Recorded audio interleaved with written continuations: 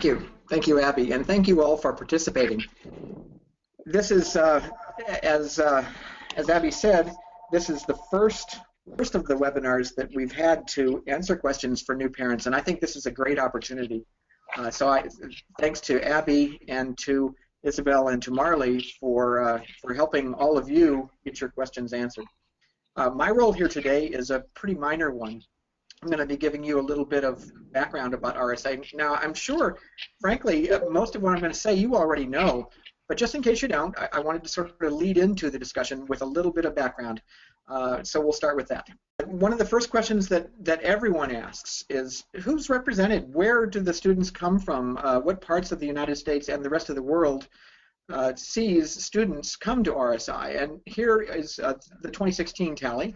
We have 38 states in all. Which is not unusual. Certainly, that's a lot. We've had, you'll see later, that we've had all 50 states represented.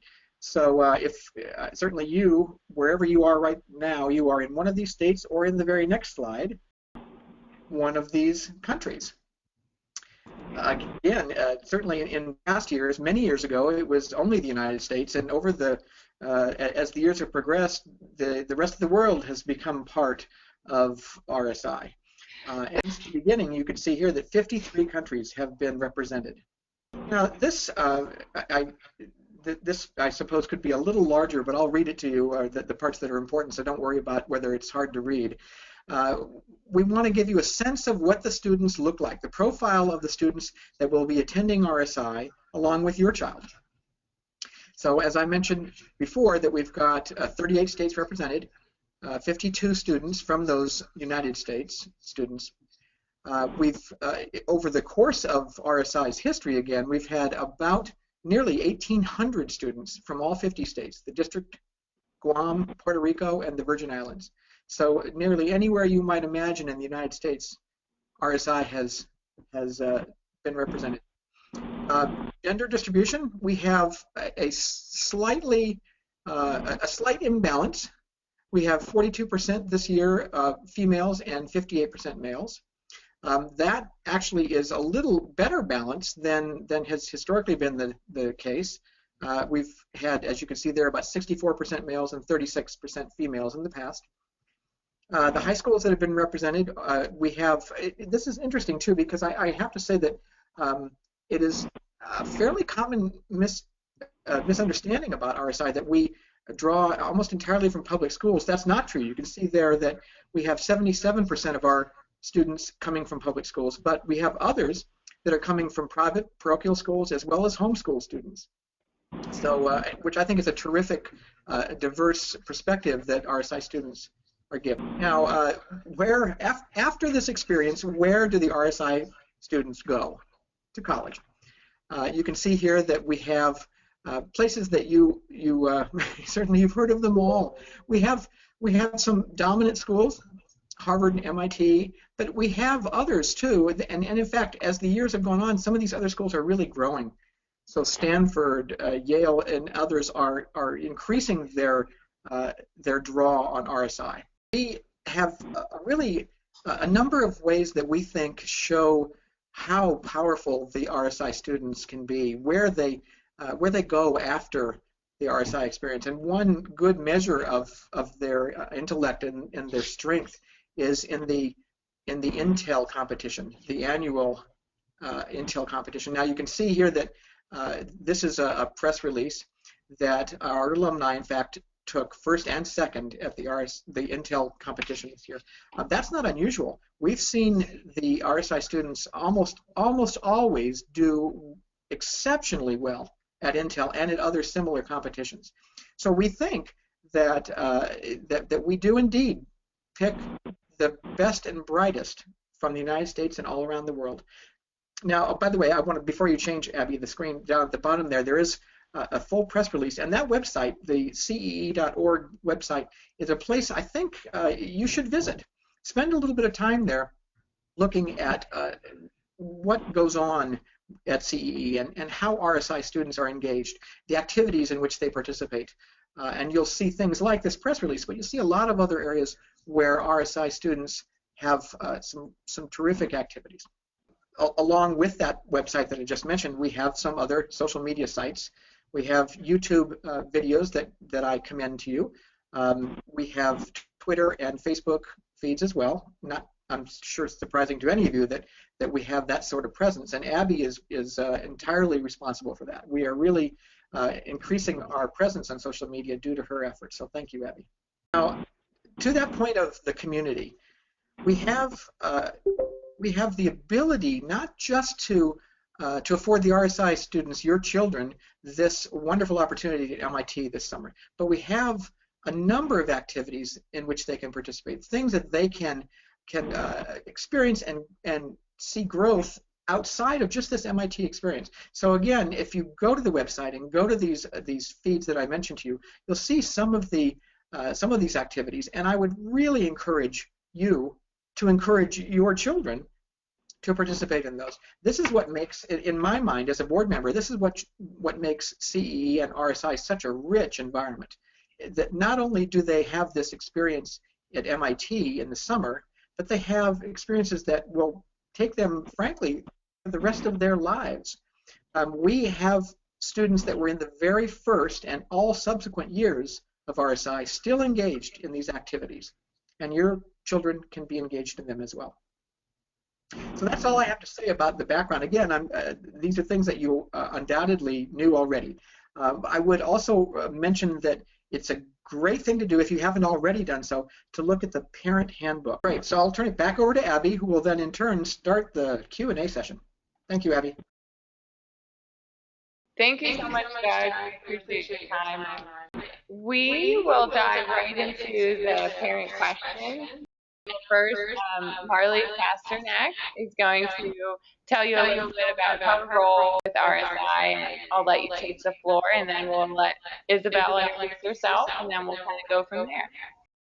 I'm Marla Pasternak. My son Charlie was RSI class of 2012, so it's not terribly long ago. Although the program always evolves and things change a little bit, but I will tell you that it is still sort of the seminal experience of his life. It's not an incredibly long life, he's only 20, but it was something that Charlie first became aware of RSI when he was very young, because our neighbor went and he set his sights on it, and the day that he was accepted is still probably the most exciting day of his life. So I've been involved with RSI on the what do we call ourselves? The alumni, and I don't know what we call that council, but there's a group of us who have gotten together to try and facilitate things like this, to help parents of new students, upcoming RICOIDs, and I've also been trying to be available to help answer questions for the local parents. Thank you, Marla, for that introduction. Isabel, can you please introduce yourself and tell us a little bit more about you? I'm Isabel Ron. My son was a RICOID several years earlier than Charlie, but having now gone into the workforce is still a product of all that he gained through the RSI experience.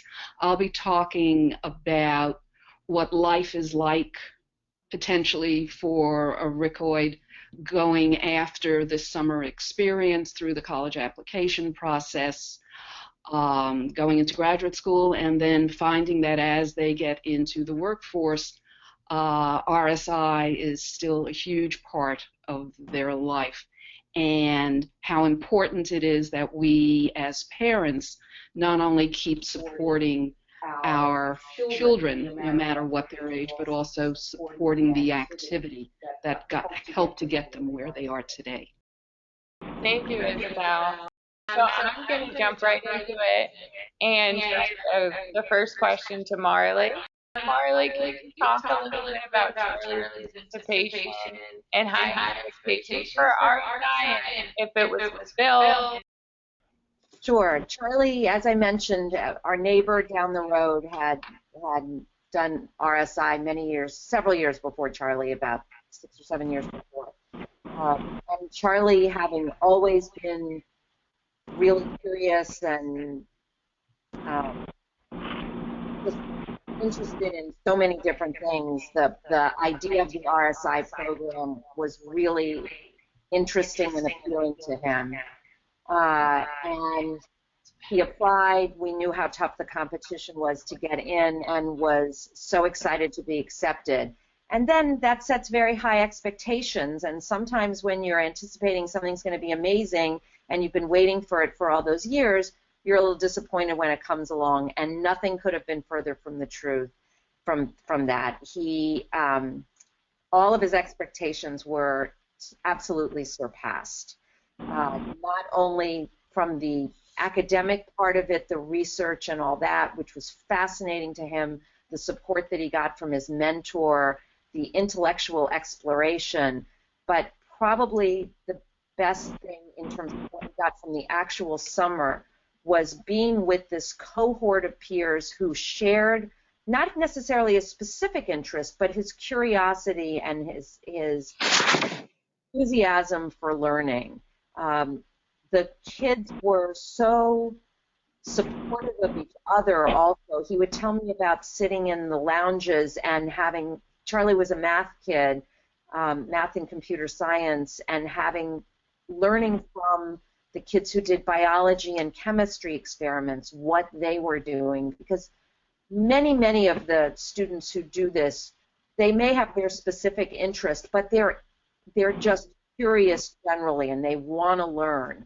And that was fascinating to him, being able to see what projects they did. The other thing was the support that they gave each other when somebody was running into a problem, how they would work together to help each other. Charlie was really good at computer stuff, so he would help other kids with that. Other kids were amazing writers. They would help him figure out a phrase or whatever for how to convey what he was trying to write. So that was a huge part of the experience, and they've stayed in touch. We'll talk more about that later, but as everyone has said, this was not just a summer. This has continued. Thanks, Marla. Isabel, can you speak to using RSI, this experience, to help define areas of interest for a student? I first want to say that everything that Marley said can probably be applied to every student who has been part of this experience. There is nothing like it. And we heard about it when our son was in 7th grade. And we always knew that this was something that was going to be on the horizon. And we really had no clue as a new family what the stone cast into the water, what those ripples were actually going to be. Like so many experiences outside the classroom, students going to, whether it's an RSI program or any other kind of program that allows a student to explore their passions or to find new passions. These experiences help them to define that interest. Maybe it's a particular subject area. Maybe it's also a workplace. This will probably be the first time that they've actually gotten to work in a lab. Do they enjoy working singularly, or do they really like working more in a group experience? Some of our students have never been on a college campus, let alone spent time. And so this is a great introduction for what they're going to face in 12 months when, as college freshmen, they're going to be stepping foot on their campus for the next 4+ years. So they're learning how to navigate the college situation, living in a residence hall, having a roommate, the rules and responsibilities that go along with not only living in that situation, but also being a guest on a college campus. Doing laundry, which a lot of our kids don't do yet. These are some of the things that RSI will teach beyond the lab and beyond the lectures. Of course, next year is all going to be about deciding where they're going to be going to college, completing the application process, as well as being involved in many national and international competitions.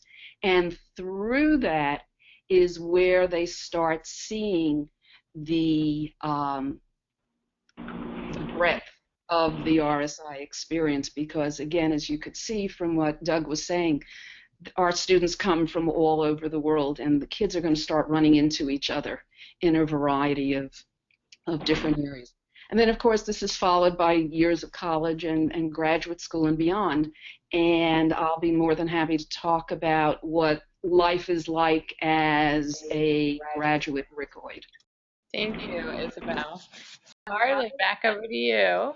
Can you speak on MIT organization as a whole with RSI and that partnership allowing the kids to learn and kind of trust that process? Sure. I know there are often people who have concerns about, you know, here are these 80 kids who are, whatever they are, 15, 16, 17 years old, who are suddenly at this campus, and they're being expected to go to their mentorship, to their project, and what supervision is there and what support is there for them. I will say, being on the campus at MIT, it's pretty clearly defined. They're all in the dorm together.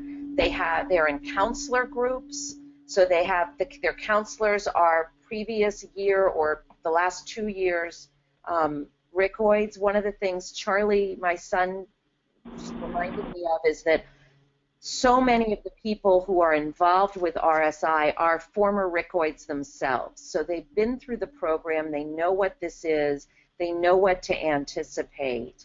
The kids are incredibly well, given the freedom that they have, they are very well supervised and supported. The MIT campus is there for them, but they are not simply let loose in Boston. There are clear expectations for where they're supposed to be when. They are supposed to be at their labs or in their mentorship at certain times. Charlie was a math kid, so it's not like a lab where you're doing experiments. So he would meet with his mentor for about an hour a day, but you couldn't just stay in your room all day. If anyone's worried that their kid is just going to hibernate in their room, the kids were supposed to be out of their rooms by a certain time, and it was clear where they could and should be. So he would go to his mentorship. The kids who are off campus are, it's made clear to them how they get there, what they're supposed to do, when they are to be there. Many evenings there are presentations, so they need to be back on site in time to dress for the evening. You will see your children mature unbelievably as they have to get dressed for the evening, for the young men in their suits or their jackets and ties, the women in their dress clothes, and be relatively professional and engage with people who are in industry, who are doing all kinds of things, who are there to teach them things that are outside of their specific research experiment. There are tutors, there are the director, there's the TAs, there are so many levels of people who your children can go to for support, and I think you will find, or they will find, such a supportive atmosphere that they will not hesitate to ask for help when they need it. But our role as parents to some extent is to let them learn. Isabel, would you answer a few questions about kind of the academic network that RSI opens? Part of what RSI does, obviously, is put together this amazing group of students with a common set of interests and values, who in many cases will be classmates in college and possibly colleagues beyond. So they're making all these connections that are going to be in the future, and yet they start really when they go off into college. Most college students form relationships with their friends at college, and then everybody just sort of goes off on their own. There might be a music group that keeps together, or a particular fraternity or sorority, or whatever it happens to be. The difference is that RSI goes on forever. For example, they get hired by companies that have been started by Rickoids, as well as other companies, and these other companies are actually employing Rickoids. And so they keep crossing paths. Rickoids have founded companies together and collaborated academically, and they've even married each other and produced bricklets. So again, this is a program that doesn't let go of its participants, and the staff is always here to mentor and support not only students but also their parents. We always ask alumni to come back and tell us what you're up to, and something we're starting now are alumni features, what universities do often, and we're reaching out and finding out what alumni are up to. So that's just a little bit, there's a lot of fun that goes on. So it's not always business, but it's just a really cool community. The fabulous Christmas party at Mrs. D's that in December that brings students in from all over the country, and possibly some come from overseas, as well as such things like the Boston Bash, where people get together up in the Boston area. And I'm sure that there are, as Abby said, there are things going on the West Coast, where I know a lot of our kids have landed due to the nature of the employment situation out there. All right, so popping back over to Marley, there was a lot of questions about the actual research projects in science fairs, and some of the research projects will have to be follow-up questions, because I know I'm not there on MIT's campus, so I know there's already questions that we'll be following up with in the rest of the week. So, but Marley, if you can kind of touch on the science fair and Charlie's perspective on that experience. Sure, I'd be happy to, and forgive me because I'm going to look down at the notes that he gave me also. After Charlie left RSI, he did continue to do. He did a math project, as I said, so he continued thinking about his project and developing it a little more. He told me that a bunch of the kids actually do continue working on their projects to whatever extent they can once they leave, to help, bring them a little further for various science fair projects. But most of the work that he had done on his project was then, he was more done, and he refined it as he went along. He did not do the Intel, but he did Siemens, and he did a local science fair. And he said one of the great things about RSI too was he talked to a lot of the kids have done local science fairs before they come to RSI. And he talked to a lot of his classmates, RSI classmates, about their experience. And he said to me he clearly would not have done the local ISEF fair had he not talked to his RSI classmates about their experiences and what a great experience it was. So he stayed in touch with them. They helped him even to, figure out how to do his show board and all that kind of thing, gave him tips from their experience. So that was really helpful. And then he did do the Siemens Science Fair also. He also was actually very lucky. He presented his research at a national math conference that's really basically for grad students and above, but his research was accepted for the poster session for that. And he said that's something he would have never had the nerve to, would never have occurred to him that he could enter his research for that had it not been for RSI. And in fact, he was one of only about 2 or 3 high school students who were in that poster session out in California. So that was a great experience for him. And all those science fairs, RSI, the kids all present their research at the end of their RSI experience, and that in itself was a fantastic, they practiced with each other, and it was a great way of learning how to do that, because so many of these kids will go on to do not just science fairs, but in their professional life will need to do presentations, and it's a great way of learning how to do that. Thank you so much, Marla. That's a good insight into the projects. And actually, I'm going to keep it on you if you're okay, because we actually had a lot of questions about food and what the meals were like. And I know there's allergies and what kind of flexibility there. I think you got some inside scoop from your son about some of the food questions. Can you speak to that? So Charlie told me a little bit, I'm assuming this has not changed. They got a meal card that they could use. They've switched dorms now. I'm not sure exactly what the situation is there, but when Charlie was there was no cafeteria in the dorm. They went over to the student center for most of their meals. And they had a card, sort of similar to what I had when I was in college, and I had a meal plan, and the card had X amount of money on it that you could use for your meals. Therefore, any kids who had food allergies or whatever, they were able to go over, my understanding was, and talk to the people in the student center and know what was there and what had to be dealt with.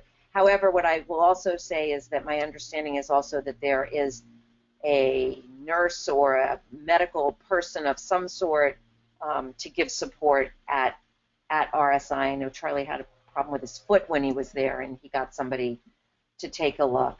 But in terms of food, what he tells me is there were a bunch of places around campus that sold food, coffee place and cafeteria in the Stata building where he worked, and a bunch of commercial places in the student center.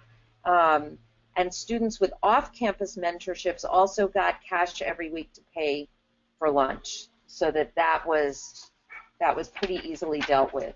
Said it really was not a problem ever to figure out. There are food trucks. Yeah, there are food trucks right outside.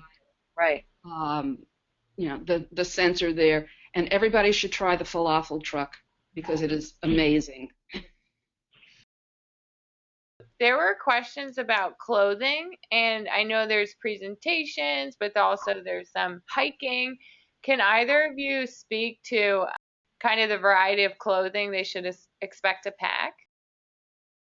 It's Boston in the summer. It's hot. I don't know if this new residence hall is air conditioned. So they should pack certainly comfortably. There's no dress code for lectures or anything, is there? I'm sure that's in the handbook. I'm sure that's in the handbook. Okay. So certainly, shorts and sneakers and sandals and pants and T-shirts and whatever. But because of the nature of RSI with the presentations and the fact that they are going to work, that this may be the first time where they actually have to dress for success, in a sense, and learn the appropriate attire as it is now, okay, as opposed to, oh, well, it's always casual Friday somewhere. And they can take that that information by just seeing what people like in the lab are wearing and so forth. But of course, the staff at RSI are going to be just a wonderful bastion of information, so shouldn't be a problem.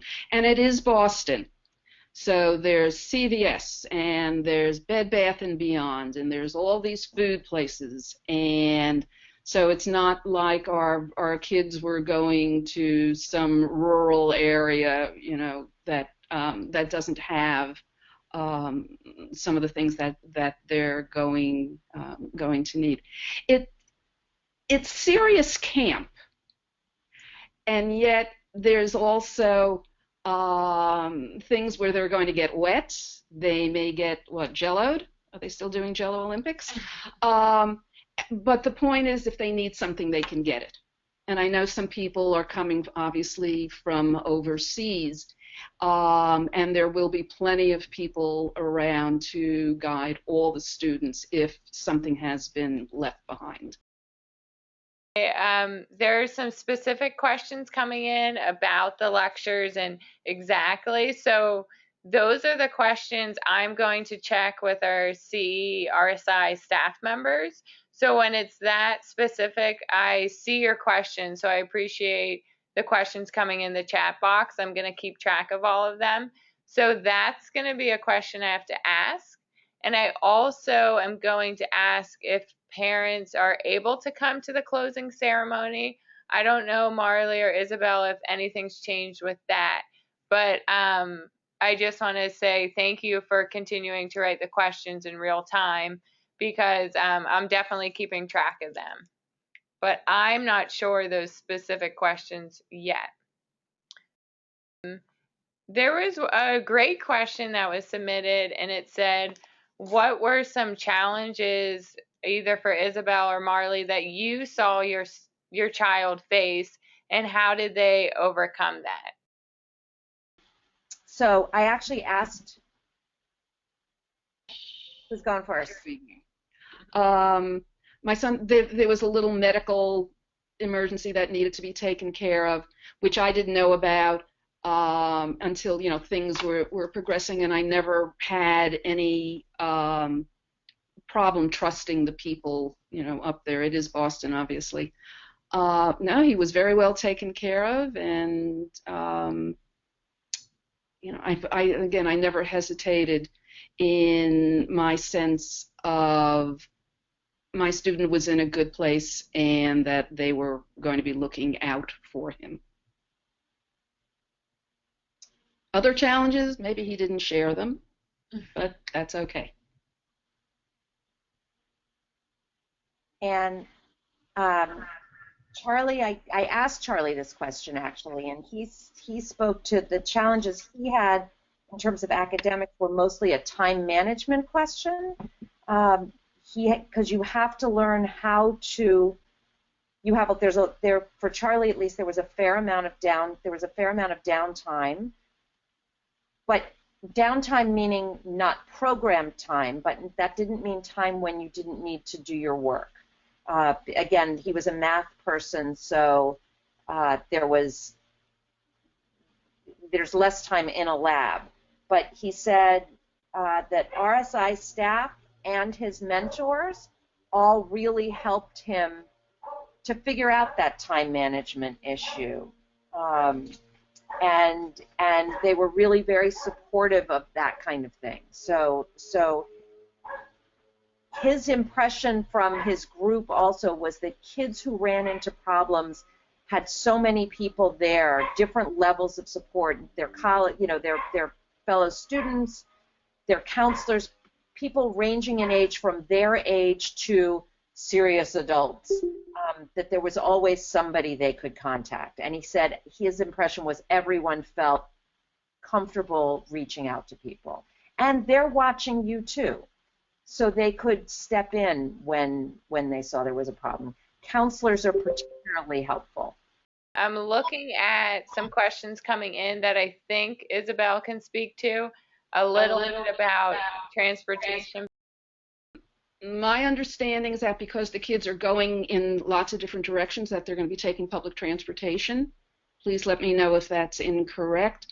There's the T, there's the bus system, whether it's appropriate because of the 6 weeks that they can go ahead and get Charlie cards, which are just swipe cards to get on and off the public transportation. They have to be someplace at a certain time, they have to be back at a certain time, and all of this is worked out certainly once the kids get on campus and the layups are set up. Run.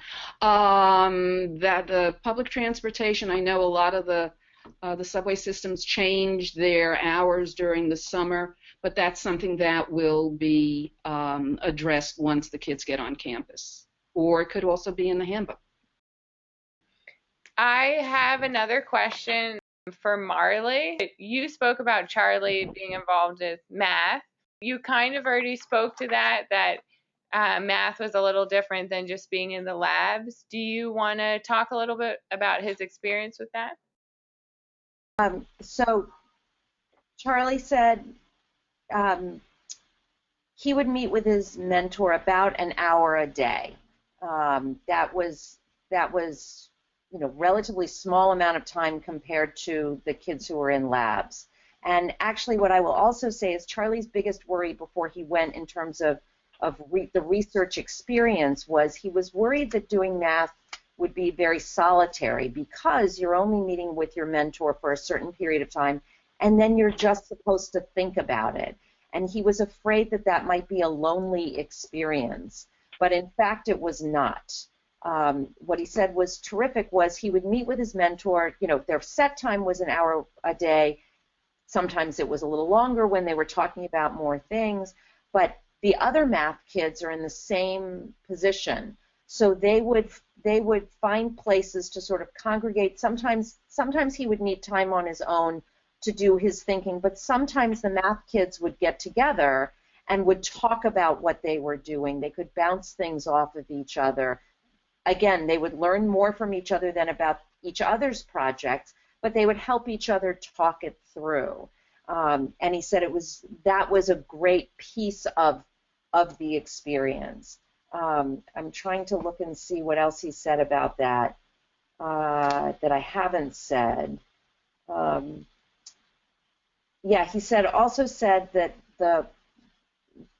this is a little off topic on that, but in terms of the time that he spent with things, the first week, I think you're still doing this, there's a mini project you have to do or a mini presentation. He said the first week is very focused on that, and that was a great introduction for how to start getting a handle on managing your time.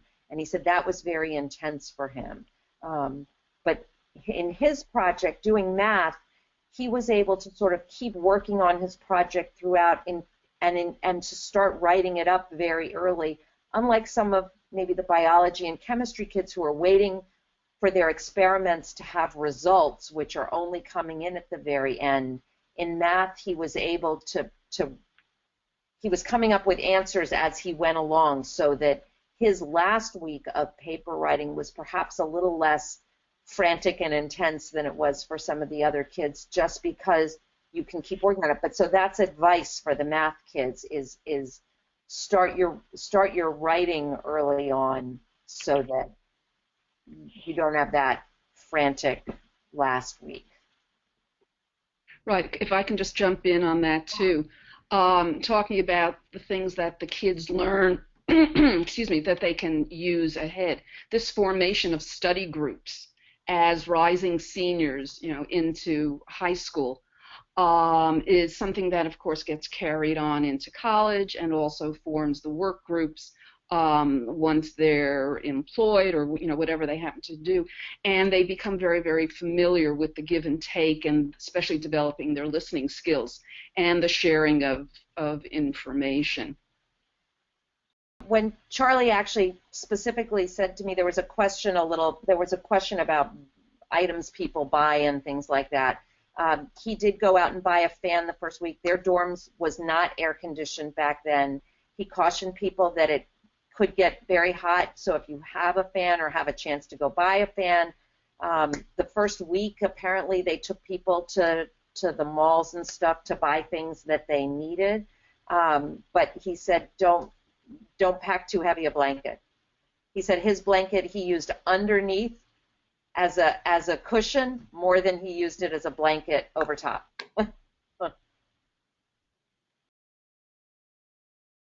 I see some more questions coming in, so I appreciate all the parents adding questions, and I think that's the great thing about this webinar is the more questions you answer, the more questions that come in. I'm going to print out all the questions that people asked during this webinar, and I will put these in the right hands of someone here at CEE, and I will do my best to get the answers directly to you. But again, feel free to email me directly, Isabel and Marley, and even if you want to just email me first or keep us in the loop, I think that me being here in the CE office, I'll be able to answer a lot more of the questions. Like I said, with a little less than 10 minutes left, I would love to open the floor to Isabel or Marley, and just some, if you have any closing thoughts or about the RSI experience, and then we'll wrap it up. So the one thing I would like to say is everyone should have confidence in your kids to handle this. RSI, as you know, it's very, very hard. It's incredibly competitive to be accepted. They look at kids for all kinds of things, including, I think, at least from what I've seen, they're not going to take kids they don't think can handle this. And in Charlie's year of experience, his summer there, that was well-founded. Your kids are able to do more than perhaps you think they can. It's definitely a leap of faith letting them go, but again, they are not just being sent all over Boston, willy-nilly. It's made clear to them. I know there's a question about there's some questions about transportation to off-campus mentorships and transportation from the airport. Some of that I know is in the handbook, so I would encourage you to get your kids to let you take a look at that. I think it will reassure you.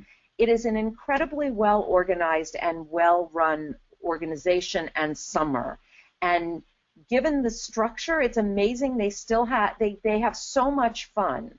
So have faith in your children. They are going to be more responsible than they probably are at home, because they will rise to the challenge. And the levels of support, as I've said a couple times, are there, and they're going to be going away in a year anyway, so it's a good little dry run with a lot more supervision than they're going to have in college. So have faith in your kids and trust. There was a question at one point submitted early on about communication. Charlie sort of amusingly said, they said, how can you support your child? Charlie's answer was, be there when they decide to call, but understand that they're going to be caught up in this and having a wonderful time, and you probably won't hear from them as often as you'd like. You'll hear it all when they come home. Everything that Marley said is absolutely true, and that's all I have to say about it.